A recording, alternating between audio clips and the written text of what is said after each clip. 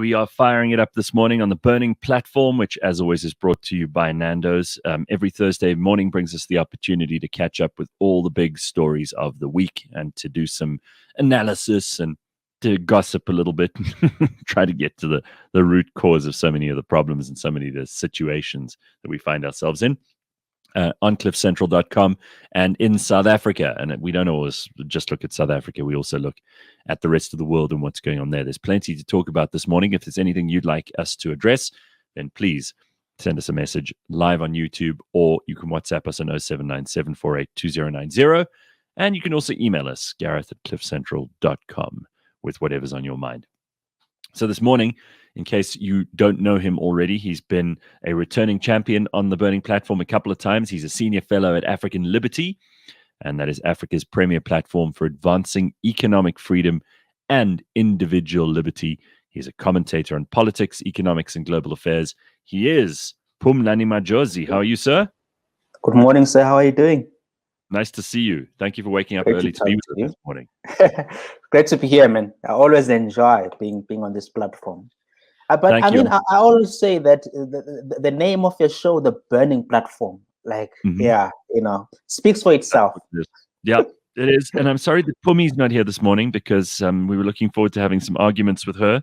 And I know you and she are not exactly aligned on every facet of our discussion, particularly the economic ones. But Phummi is not feeling well this morning, so she will not be joining us today. So Phumlani, let's just catch up with you, because the last time we spoke to you was probably on my TV show. I know you haven't been on the Burning platform for some time, but we've got so much to catch up on. Tell us what's going on at African Liberty just quickly, so we can cover that territory right up front, and tell us what projects you're involved in at the moment, because I see you all over the place. I see you doing lots of really interesting stuff. Yeah, so at African Liberty, we are still on the course. We are pushing and advancing, pro-market holding the ideas, pro-business. Can you hear me, Gareth? Yes, loud and clear. Yeah. So, I mean, we are pushing for that.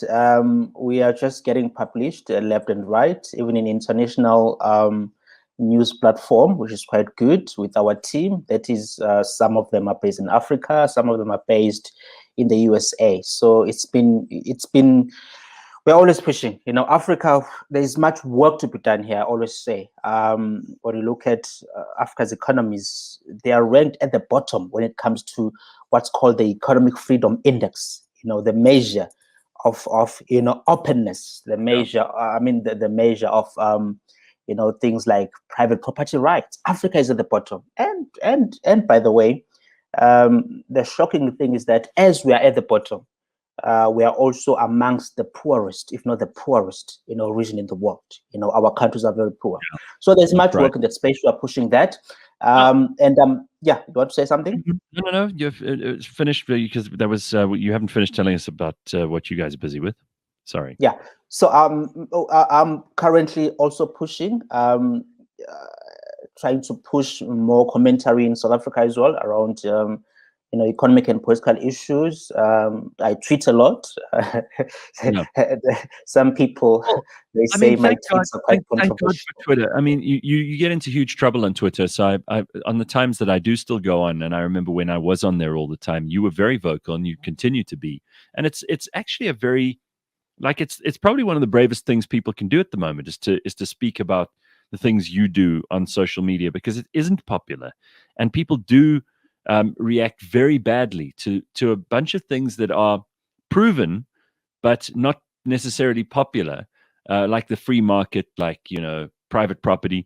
What kind of a response do you get from local media about the things that you guys at African Liberty stand for? Would you say that the South African media, television, the print media, any of these media organizations, radio even, would you say that they are warm to the ideas of private property and of free market systems and of free trade and of business in general, small business in particular, or are they hostile to the ideas that you guys embody? Well, as media, I don't expect them to take certain sides, right? But of course, media houses have their editorial perspective. Oh, sure, they shouldn't be biased. But what kind of a response do you get? For example, we know that they don't have any problem asking the South African Communist Party what they think of things, even though the South African Communist Party has built absolutely nothing and created absolutely no value for anyone but themselves. But they'll talk to them any day of the week and twice on Sundays. Do you get the same reception? Well, it's not. I've been on mainstream media platforms, Gareth, including your show, actually. So they do invite these views that I stand for, these values. I call them values. That's the right term. I believe that's the right term. So they're open to that, but not as often as they contact or reach out to the far left organization, right? Or maybe I should say left-wing organizations, the SACP, COSATUs, and so on. I think those guys, they get more voice on these platforms than us. And also, I was tweeting, I tweeted something this week where I said, there's one very well-known news platform where I used to write articles for them. And I noticed something, Gareth, when I was writing about the issues of race, economics, politics, writing from my own sort of classical liberal perspective. I had issues, man, there. I had issues. I had to find myself going back and forth with the editors, right? And it wasn't just editors. I had that experience, right? Because I was trying to be told, no, this is what you should say, right? Having that argument with the editor around my opinion, I didn't like that, to a point that I had to stop. So you are going to find those people who will resist, especially those who are in control, who will resist the ideas. Because you can mention them here. Nah, it's okay. I won't do that, Gareth. Okay. Yeah. You're a gentleman then. All right. So, Phumlani, let's talk about a few things. I want to talk especially about the finance minister. So, I spoke to our former finance minister on Monday, out of the blue. He said he's so relieved that he doesn't have to do that job anymore, which is precisely what I thought his reaction would be when the president announced that cabinet reshuffle. Poor old Tito Mboweni really has tried to hold the line, and I think he's been a lone voice in cabinet, fighting for the ideas of basic economics, which I don't think very many other people in cabinet understand, and certainly are not warm to. You talk about the media not being warm to property rights and free market capitalism and all the rest of it. Well, cabinet's even less warm to that stuff. In fact, they're all immersed, and they've been matured in a source of terrible left-wing ideas, which will never result in jobs, employment, or the improvement of society in general. But they still cling to those things. And for me, Tito Mboweni was trying his best. I mean, he's by no means perfect, and in a perfect world, in an ideal world, we wish we could choose finance ministers who would be even more well-rounded in terms of how the world economy actually works and how South Africa's economy could be improved. But he was good for what we had in cabinet. And, the ANC is hardly a deep pool of talent when it comes to this stuff. I like Tito Mboweni, but he's out now. So what we're left with is Enoch Godongwana, and we've seen some of the things that Enoch Godongwana has written before. What sort of a finance minister do you think he's going to be? And should we be more afraid, or should we feel relaxed about the fact that he's in and Tito's out? Well, I wouldn't use the word relax, Gareth, because remember, this is the member of the ANC, right? And the members of the ANC. It's like a caveat you have to put in front of everything these days. So yes, exactly. I mean, exactly. So I wouldn't say relax, because even I'll be honest with you, Gareth. I do agree with you that Tito Mboweni was more kind of sensible minister. I would say that, though there are few issues I disagreed with him on. But I mean, on many fundamental issues, he was right, and he had the right thinking. Yes. So Godongwana is he's the member of the ANC. I think with him as well, I for sure there would be issues that I would disagree with. But I think on the fundamentals of do we need more, higher taxes or not, he is the right thinking there, because he has said, this idea of hiking taxes isn't going to work, right? And he has also said that increased government spending won't be the way to get out of our economic mess, By the which is way, the same thing that Mboweni has said, by the way. yeah, and Before. he's not alone in the world. I mean, we look at what's happening in America with Joe Biden spending more money than has ever been made in the history of the world, and plunging the US into even more debt and taxing people even more, which is just not going to result in what both our government and the US government under Joe Biden think is going to happen. For some reason, they're not paying attention to the fundamentals here. All that it's going to do is create huge inflation, and if anything, dampen enthusiasm in the marketplace and create less jobs. But they seem to operate on, two different tracks. They've got cognitive dissonance going on in their heads, these guys, because they don't pay attention to the economic fundamentals. They don't necessarily give them the benefit of the doubt when it comes to trying to implement economic policy. But at the same time, they promise everybody that they've got the solutions. We can't see solutions in their practice, but in theory, they think that that's enough.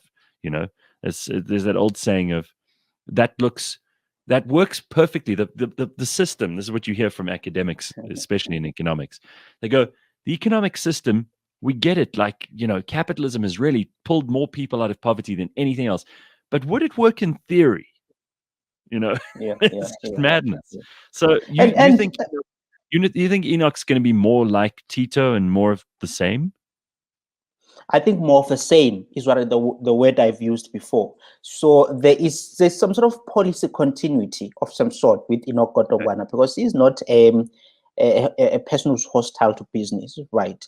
When we look at his record, he has been one of the guys who are sensible in the ANC, right? Of course, we know that the ANC is also influenced by its politics, right? The politics of itself and the politics of its affiliates, the Communist Party, the COSATU as well, and other organizations, that sort of pressure when it comes to on matters of public policy. So there is a continuation here.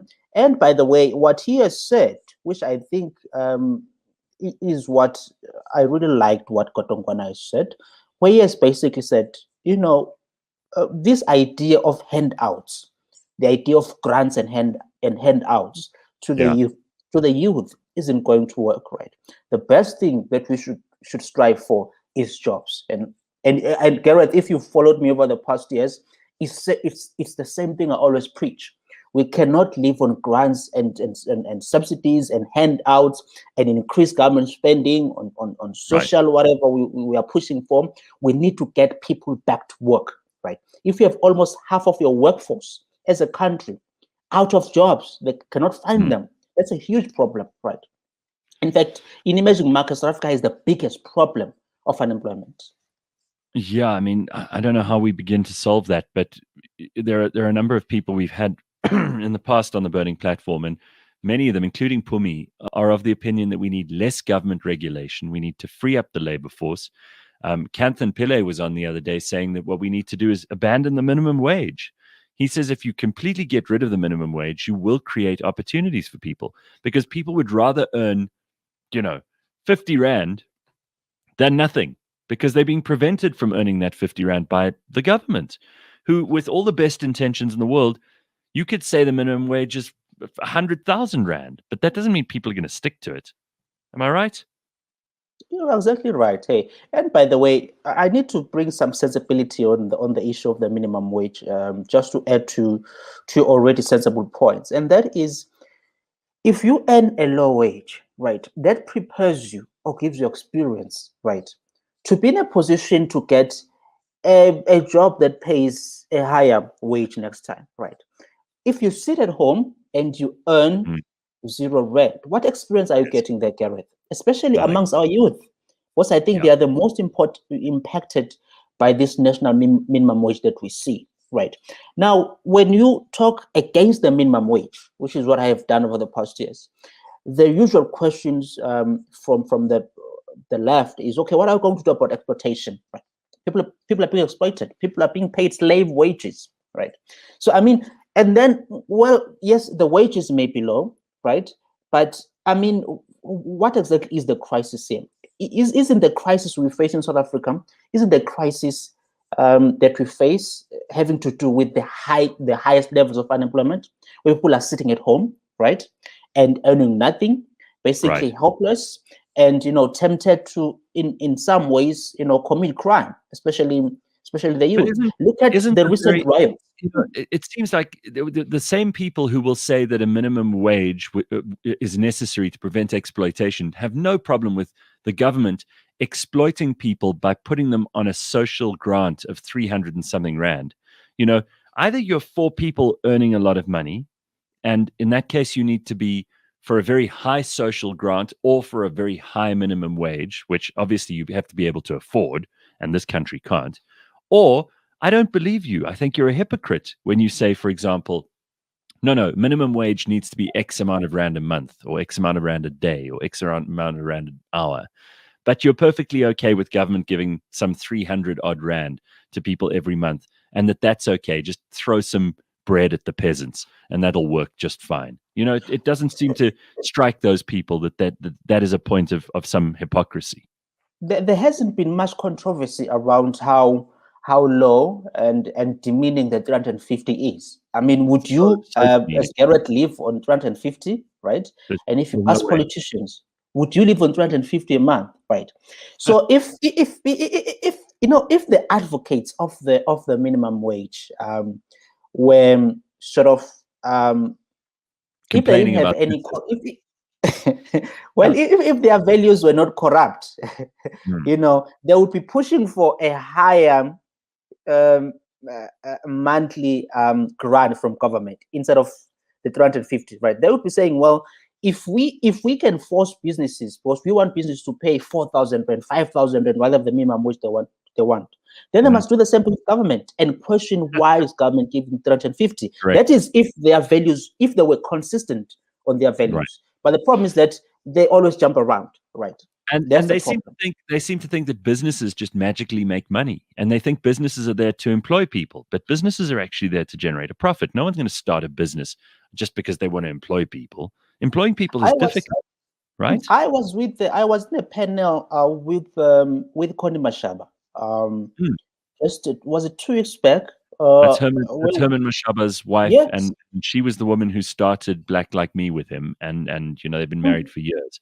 She's for very years, she's very sharp.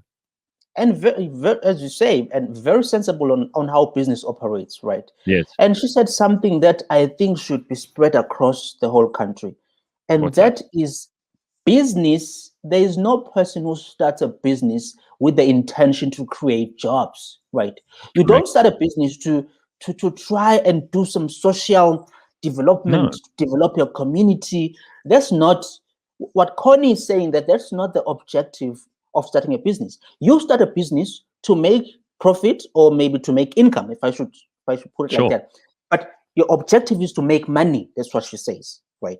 And in that process, you are going to, to create jobs and bring about and make the community better. But your main objective as a business person is to make money.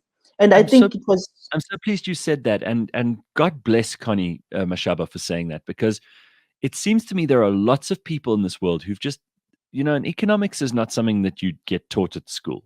And I understand very little about it, but I understand more than the average South African, because most South Africans are still laboring under the misapprehension that business is just about exploitation, or it's, on the other hand, about creating jobs.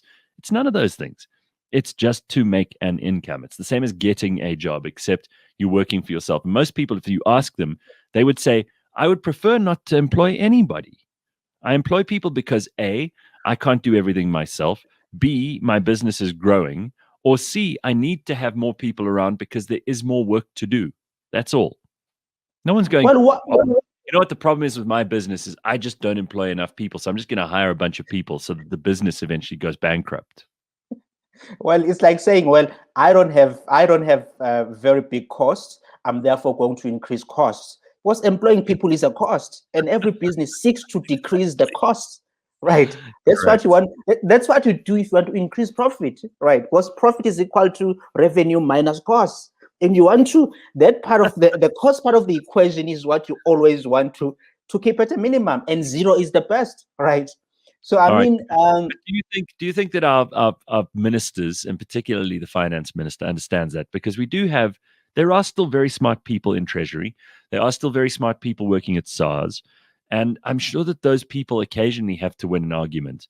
I mean, I'm sure that Tito Mboweni, while he was Minister of Finance, won one or two arguments against the rest of them, the ones who don't get it at all, who've never opened a business, who've never earned a cent that wasn't given to them by the government before.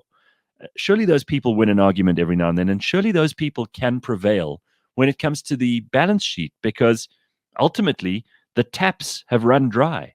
Like, we can't tax people anymore in this country. There is no more left to tax.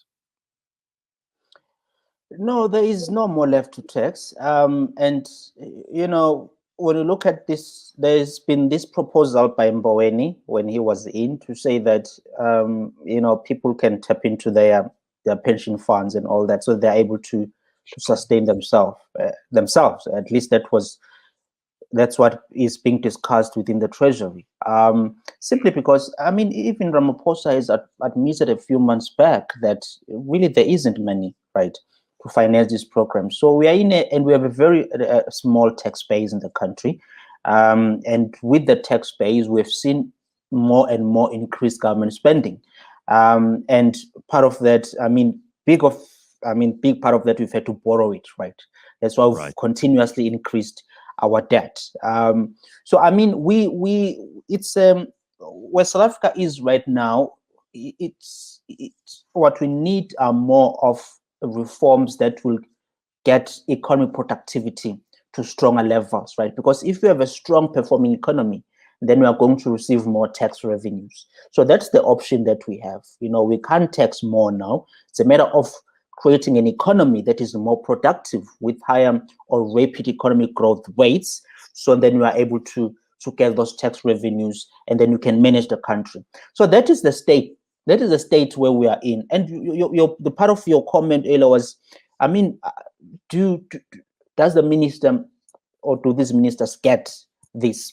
Well, I think Kotongwada does understand the basics, just as Mboweni understood the basics. When it touched even on very controversial matters within the ANC, and that was, labor market reforms, which is controversial with COSATU. He went as far as saying we need reforms there.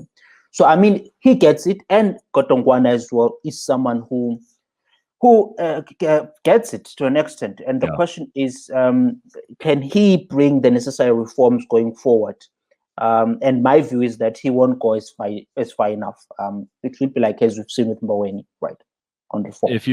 If you've just joined us, then you are on the Burning Platform. Phumlani Majozi is our guest this morning. We're talking about mostly economic policy, because that's an area of particular interest to Phumlani. And we had a new finance minister announced by the president last week. In fact, a new cabinet.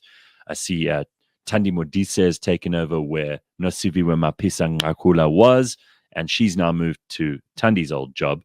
So it's really shuffling. Someone sent me a picture which I think explains this really well. It's like a basket of rotten fruit, and then all they do is they shake up the rotten fruit, but it's still the same fruit. That's exactly what the ANC does when it reshuffles. And I know this is a bit of an ANC bashing, and I mean, Dogozo was saying this morning, you and I are largely going to agree on things, and that is unfortunately what's going to happen here. But that's also because and that's okay. Hey, we don't need to have to always have the left and the right. Yeah, we don't have to.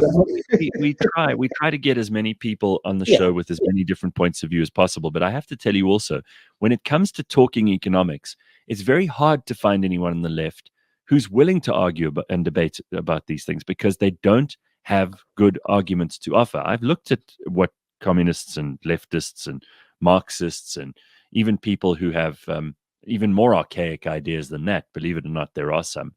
Those people don't like a debate. They don't like an argument. You offer them the opportunity to come on these shows, and they don't want them. They don't want to come into it because they know they're going to be found on the basis of evidence and facts and history to have very weak and feeble arguments. So they prefer to postulate in places like, universities, where no one's going to challenge them. And they don't get challenged there because most of their lecturers feel the same way they do. I'm sorry that we're not arguing, if that's what you were looking for. But we also have to discuss these things because this is what's going on at the moment. And I'm tired of talking in circles. We're talking about solutions this morning, hopefully. Let's just talk about Cyril Ramaphosa going to the State Capture Commission again and whether there's anything interesting you picked up from that. I'm sure that you've been paying attention to the news this week. It's his second appearance. He was talking about how, even as deputy president, there was all this stuff going on around him, but he seems to have been just an observer. Yeah, what I picked up yesterday was that there was a great deal of denial, right? A great deal of saying, well, I didn't know. And in fact, he recommended the appointment of Brian Molefe back in 2015, if I'm not mistaken, Right. To be appointed as the CEO of ESCOM. Right. And can you believe that? What a disaster, right? That's got to go down as one of the stupidest decisions ever made. And he admitted at the Zondo Commission that he was part of making that decision. This is our president. But he said he didn't know. Oh, please. He didn't know. That he had Gupta ties. No, I don't believe it. I don't believe. You see, Gareth, we need to understand where Ramaphosa, leaders, each and every leader in each and every country has a certain history, right? That sort of characterizes him, right? How he thinks, who he is, what are the people he has been connected with throughout his political life. You cannot tell me that Ramaphosa didn't know that there was this Gupta family, right? That was well known in the ANC. The ANC that he has always been part of, Ramaphosa, right? He has served for many, many years, right? And had been influential within the ANC, right? He didn't know that these guys were somehow connected to the Gupta family, right? There's no way that he couldn't have that detail, or there's no way that he could not receive that information, right? As he served as one of the most senior leaders in the ANC. There's no way. Right. So right now he's playing this thing of no, I didn't know, I wasn't aware of this, I wasn't aware of that. It's basically denial, right? That each and every South African, I believe, should not believe, right? There is more that he is not telling us, right? In terms of he himself knowing, he's not being honest on that. That's my belief. So I mean, there's just no way. And by the way, I think I even said this on your show, if I'm not mistaken. That is, it's always been hard for me to think that, because in all this Gupta scandal, Ramaphosa sort of, he wasn't really getting.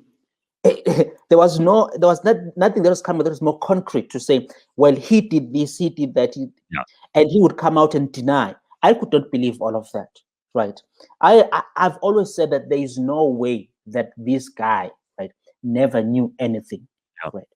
But it's good that he hasn't been confrontational with the commission as Zuma has been. It's good that he has come out and sit down, right, and say what he has to say as the president of the country. I think that's good, and to be questioned, that is good. We should appreciate that in our democracy, at least at this point, that the president can come out and do that, and also that the former president is being punished for basically disobeying the process, right?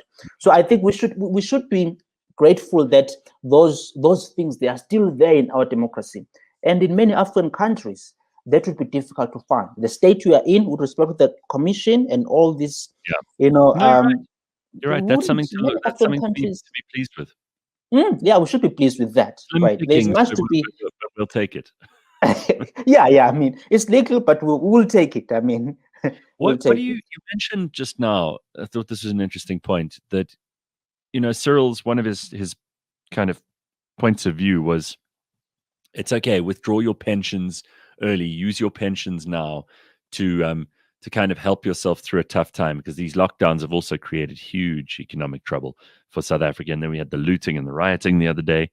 So Cyril says, I mean, not Cyril, Tito said that it was a good idea if we dipped into those pensions, and if government borrows its money from the pensions of people who have been saving responsibly, the few people in this country who have been saving for their retirement one day. Is that really a good idea? What do you think of that, as someone who talks about the free market and about private property? How do you feel about that idea? I mean, Amen. Yeah, bruh, no, I'm not a fan of that idea, man. I'm sorry.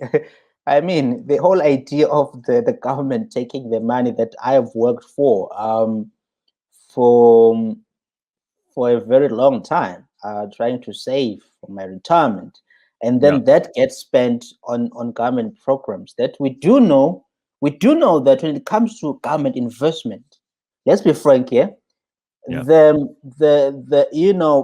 rate of return is not good. The Poor. It's return when very it comes to government investments, when you look at the spending we've done over the years, the projects we have been involved in, the misuse of funds, you could go on how money is being mismanaged in that process where government tries to make a difference with taxpayers' money. So for me, it just shows, Gareth. This is, I think I said this I had an interview with a financial magazine, and they yeah, wrote this in the magazine. I think it was last week, where I said, we're in a situation now where bad economic policy that we have indulged in over the past, I would say, 2 decades is now catching up with us. Right. yeah. We're in that process now. It's catching up with us when you look at the fundamentals, right? Uh, whether it's economic growth, it's unemployment, it's government debt, and so on and so on, right?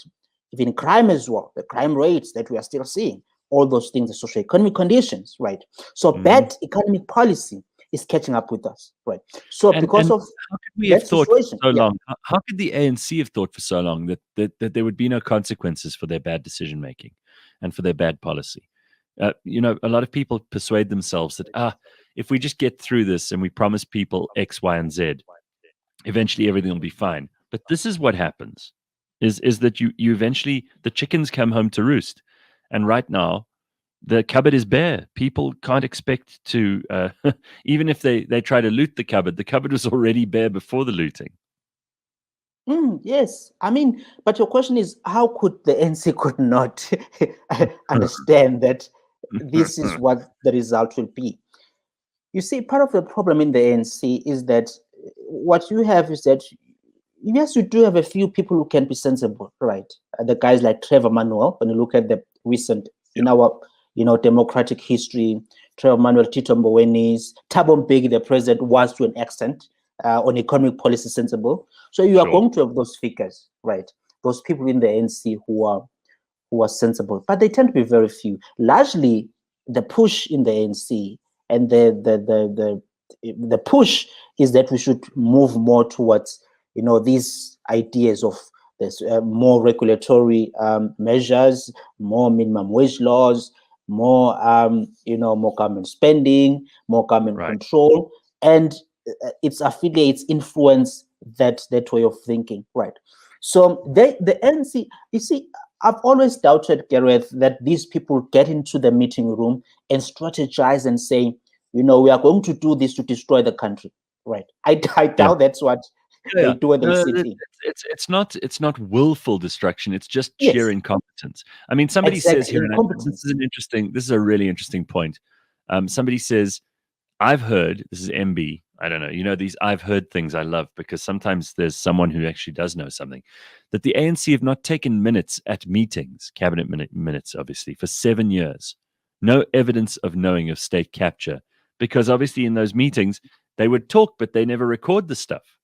You know, in the White House since Nixon, in fact, even before that, I think it was under Kennedy, every phone call the president makes is recorded, even those very highly classified ones that could lead to war or peace. They're all recorded. And then one day, 50 years after that president has died, they release all those phone calls so that people can figure out what the real story was. Because the problem with history is it's always written from a certain point of view. And it's always nice to have extra evidence of what goes on. And also, if you are the government, you're responsible to the people of that country, right? So there should be, at least we hope there should be some record of the decisions being made by leaders that get the country into a good or a bad position as a result of those decisions. And we should have a record available to the public of what decisions are made in cabinet. And of course, they shouldn't be available now, because there would be security concerns around some of the things they discuss. There would be very good reasons why we shouldn't be party to every cabinet meeting. But to not record them, if that's true, then we really are just allowing people to be a den of thieves with no consequence. And we are being mismanaged, right? Yeah, absolutely. I think that's the every board of every company has to keep minutes of every single meeting that they have. Every decision made by a CEO of even the smallest business is recorded. The auditors and the accountants and the people in, what do they call it, governance in a company, they have to know what's going on. So if we can't even have that if we have to have that rather in a business, then it should go without saying that that stuff should be recorded in cabinet meetings. But, you know, there is an economist called some of members of your audience might know. There's an economist called Thomas Sowell, who is a senior fellow at the Hoover Institution in California. And when you look at his political arguments over the past decades, his political writings, what Sowell has emphasized is that political thinking and political decision making is different from basically, well, economic, but business is also different from business, thinking, right? And what he has said is that when you look at politicians, they are not, they tend to do not be held accountable or be punished for their actions, right? And this is the case here now, right? Because, I mean, they are mismanaging the country, not drafting or recording the critical conversations that the people of South Africa at some point will have to know about. That shows you how politics operates, right? No accountability. Whoever has been will not face the consequences, and so on and so on and so on. Right? It's easy to deny things and say, "I didn't know. I didn't know that Brian Molefe was connected to the Guptas." It's just easy to, and by the way, he's still going to have his job after what he said yesterday, misleading us. He'll keep his job. Correct. In fact, there are going to be people in the media and people in the public who will say that it's terrific that he's come clean and we should praise him for this. His own involvement in bad decision making. Let's just change tack for a second. I saw that the DA are very much against the postponement of local elections. How do you feel about the postponement of elections? Do you think this is a major threat to the fabric of democracy, and is it unconstitutional for parties to try and move the election for what seems like a very stupid reason? They're blaming coronavirus, obviously, but many countries have had their elections. Many countries with much less in terms of resources than we have here on our own continent have gone ahead with their elections during coronavirus. What do you say to that? Well, Gareth, I've always there tend to be a very few things that I disagree with the DA on. I tend to, when you compare the ANC and the DA, I always largely agree with what the DA stands for, and the issues that they usually push back against, right? Yeah. How they pushed back against Zuma over the years during Zuma's administration, and how they've also, have been fighting this issue of guns as the ANC tries to disarm the law-abiding citizens. The DA has been active in pushing, and I commend those actions in the DA, and largely standing for what's basically a liberal economy, or kind of a freer market economy, a market-driven economy. I commend that. And also, when it comes to this thing of the election, right? My point is that even in this instance, I commend them for being a bit sensible than other parties, right? There has been, people have been saying that this is just a tactic by the ANC and the EFF to delay it because they know they are in serious issues. They've mismanaged, I should say the ANC has mismanaged the COVID-19 pandemic, and therefore they are doing this to basically, for things to favor them. And I think for me, the DA has been right here. I don't think, I'm quite uncomfortable with the postponement of the election. The process needs to go ahead, and we need to put in the measures that will attempt to slow down the spread of COVID-19 at that time of the election, right? We can't we can't stall the country here, Gareth. We cannot continue stalling the country. Yeah, Every now and then we stall it. Right? We stall it on because that we note, protect it. on that note, should lockdowns just end now? Is there still a good argument for lockdowns? Nowhere in the world have they made any discernible difference to halt the rate or to slow the rate of spread of this virus. In no country have they shown any particular sign that lockdowns have helped at all. All they have done is wrought economic destruction everywhere they've been implemented. And the countries that have had hard lockdowns have had much worse consequence economically and in terms of people's lives. Is it time to end the lockdowns? Well, we continue to have lockdowns because of how the ANC has basically mismanaged again COVID-19 pandemic, and in this phase, the vaccination rollout program, right? That has been slow, delayed, even by global comparison standards. South Africa is not a poor country, really. It's usually measured as a middle income state. That's what South Africa is, right? You can't compare South Africa to DR Congo, to Gabon. South Africa is way ahead of that. So we are a By the middle way, income state. Harry Greer, just sorry to interrupt you, but Harry says Zambia is actually going to the polls today in their presidential elections. So they're proving my point. I mean, these are poorer countries with far less GDP per capita compared to our GDP per capita, right? As you said earlier, even with the resources as well, they're under-resourced. We are more resourced as a country, right?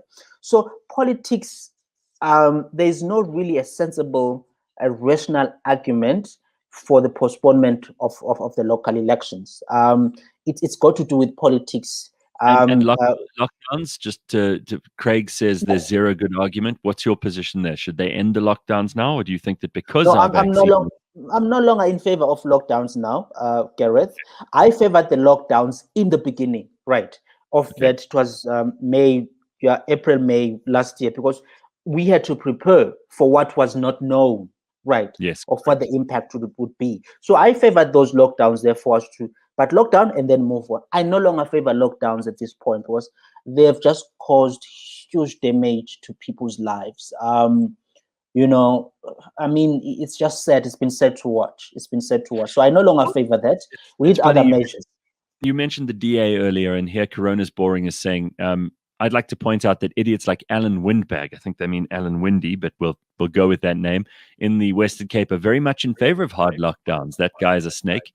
So that's obviously Corona's Boring's point of view. But it is interesting. There are people in the DA who've been very much for lockdowns. Yeah, well, there have been figures of the DA is a very interesting party in its own way, by the way, because you are going to find people who are just, at least in my view, you just have a different kind of thing of what some in the party stand for. So, I mean, there will be those figures in the DA who will continue to support or think that we should have lockdowns. But I think largely the party has been, to an extent, I think compared to the other two parties, the EFF and the ANC, I think they've been quite sensible over the past year when it comes to COVID-19, on how we can manage it to a level that it doesn't cause this enormous impact. I've lost you, Gareth. I can't hear you now. Sorry. There are people like this Alan Windy who have been very pro-lockdown and have been almost on the opposite side of the argument to what the libertarian and the freedom people are in terms of lockdowns. It's interesting because they can both, those points of view can both be accommodated seemingly in the DA. Just like 2 points of views or 3 points of views can be accommodated in the ANC, So I mean, I guess we are dealing with a of how it's a nature of South African parties, I would say, where you are going to have the divisions within the party as to how things should be handled on public policy. But I must emphasize this, that yes, we can criticize those elements within the DA. But I think on large part, the party has been sort of sensible when it comes to the issue. So we shall see how it does this year, along with another guy I like as well, Herman Mashaba, on how things turn out. you like Herman Mashaba. You mentioned his wife Connie earlier. I wish she was running because I almost feel like she might be a better sail than him in terms of things she says. I mean, I I know don't you're want not to. a big fan of Mashaba. No, I'm not an enemy of his. I actually quite like the guy. I just don't know that he's a very compelling politician. Yeah. Whereas his wife is both an impressive person and had she decided to go into politics, I'm sure would have been a very impressive politician. Anyway, you Mm. can't make decisions for other people. The point is though that with Herman Mashaba, he's definitely something we need in our politics. I don't know whether he'll be able to command huge numbers of supporters, but I think that he's necessary. What do you think of the new mayor of Joburg? Do you have any thoughts at all? Because he found himself elected this week in the national provincial. I mean, sorry, the provincial assembly. So, what do you think of our new ANC mayor of Johannesburg?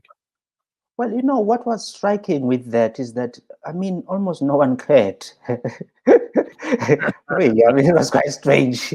That's why I'm only bringing it up with about 5 minutes left of the burning platform because nobody really cares, right? I Yeah, mean, I it's mean, you also don't care, Karen. That's why you bring it up now. So, I mean, I Charlie also, D. Machongo. We don't know much about this guy. yeah, we don't know much about this guy. So, but I mean, it's one of those deployments of the ANC, right? Mhm. Where I think what you need to expect is exactly how the ANC thinks, right? I don't see this guy as a guy who is very much, sort of have that thinking of the Mboweni kind of thinking, the Kotongwana kind of thinking when it comes to the economic setting. So I mean, it's just a continuation of the ANC here, Gareth. There isn't much. The status quo should persist. Mhm. I always say that so long as I mean, you just mentioned something earlier where if you do a cabinet reshuffle and you bring one person, you remove the other one in the NC, it's almost always the same. You're basically just moving. It's like moving the chairs in a big room, right?